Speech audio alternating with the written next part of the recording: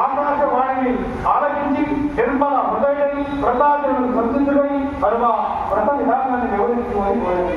హనుమంతుడు చెప్తున్నాడు, ప్రభు బాలిక ప్రయోజనాలు అతిథి లగ్నంలో స్నానాలను పూర్తి చేసుకొని నియమ నిష్ఠుడై సాధన శిక్షానుసారం వాయిద్యం ఇచ్చి దక్షిణతో కూడినటువంటి తాంబూలాలు ఇచ్చి బ్రాహ్మణ సమారాధన చేసుకోవాలి. స్వతంత్రులైనటువంటి వారు భుజించిన తరువాత శేషాన్నాన్ని యజమానులు భుజించాలి. ఆనాడు ఏకముక్తం చేసి బ్రహ్మచర్య వ్రతాన్ని పాటించాలి. అలా చేస్తే